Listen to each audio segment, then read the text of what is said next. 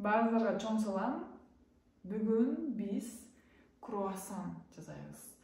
Круассан бул француздардын эртеменки наны. Жалаң француздарга эмес, бүткүл дүйнөгө таандык болгон нан. Мен аябай жакшы көрөм. Жасалышы 3 күн. Бирок бул убакыт эле керек да. Камыр менен иштеген убакыт 1 саат. Андан көп болбойт. Баштайлык. Жеңил жана үлпүлдөгөн круассанга ээ болуучу үчүн биринчи нерсе күчтүү жана активдүү ачыткы керек. Сиздин ачыткыңыз башкача сөзү камыр турушуңуз абдан күчтүү экенине ынаныңыз. Күчтүү ачыткы, орусчасы апара жасай баштайлы. Мен муну көбүнчө уктар алдында жасайм, анткени ачытуу процесси 8 сааттан 12 саатка чейин созулат. Бизге биринчи 20 мл суу, 10 грамм кумшекер керек. Кумшекер эригенче аралаштырабыз, андан кийин 15 грамм камыр туруш кошуп аралаштырабыз. Андан кийин 45 грамм ак ун кошобуз. Алгач баарын шпатель менен аралаштырам. Камыр топ болуп калганда кошумча кол менен иштетип алабыз. Камырды банкага салып, камырдын өлчөмүн билүү үчүн бир аз басып коебуз. Анткени 3 жолу көтөрүлгөндө аны колдонобуз. Мен үчүн 8 же 12 сааттан кийин баары температурага жараша. Эртең менен негизги камырды жасоого убакыт келди. Бир идиштин ичине 220 грамм ак ун, 30 грамм шекер, 5 грамм туз кошуп баарын аралаштырып, андан кийин 110 мл сууну жана баардык күчтүү ачыткыбызды, орусча айтканда апараны кошобуз. Алгач шпатель менен аралаштырабыз. Камыр бир бөлчөк болгондо бөлмө температурасында болгон 25 грамм майды кошуп, баарын колуңуз менен жууруйсуз.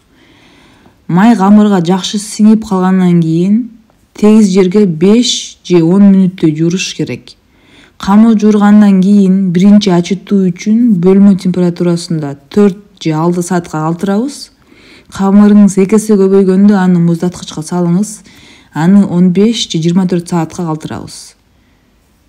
Эртеси ламинацияны жасайбыз. Бул үчүн бизге 15 сантиметрде болгон өлчөмүндө мен алдын ала даярдап койгон 130 грамм май керек болот. Камырыбызды алып 4 бурчтуу формага келтиребиз. Майыбызды конвертте жаап алабыз. Майды жапкандан кийин камырыбызды абдан кылдаттык менен жайып, андан кийин бүктөйбүз. Биринчи жайыш бүткөндөн кийин камырды муздаткычка 1 саатка коебуз. 1 сааттан кийин экинчи жайыш кылабыз. Кайра акырын ороп, анан бүктөп, муздаткычка эң аз дегенде 1 саатка коебуз. Камырдын 3-чү жана акыркы жайылышы мен аны уктар алдында жазайм. Мисалы, экинчи жайышыңызды түшкү 12-де кылсаңыз, андан кийин ортодон 1 сааттан көп муздаткычта камырыңыз турсаңыз, эчтеке болбойт. Андан круассаныңыз жаман болбойт. Ашыкча муздак ферментация болсо, биздин камырыбызды эчтеке бузбайт.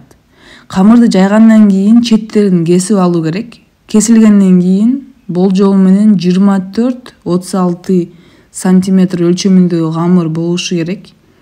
Классикалык круассан формасын алуу үчүн биз камырды 3 бурчтук кылып кесип алышыбыз керек. Бул жерде менин 3 бурчтуктун түбү 8 сантиметр. Круассандарыбызды кесип, формага келтирип, 8 саатка созулган акыркы ачытууга калтырабыз. Көбүнчө жатар алдында мен аларды жаргы күйгүзүлгөн духовкага таштап коем. Эртең менен туруп, жаңы бышырылган круассан жеген бул өзүнчө бир чоң рахат. Бизге бир эле нерсе калды, бышырыш керек. Духовканы 190 градуска ысытып, биринчи 5 мүнөт аны бышырабыз. 5 мүнөт өткөндөн кийин 180 градуска ылдыйлатып, дагы 20 мүнөт же кызарганга чейин бышырабыз. Бул видеонун аягына чейин мени көргөнүңүз үчүн чоң рахмат. Көрүшкөнчө.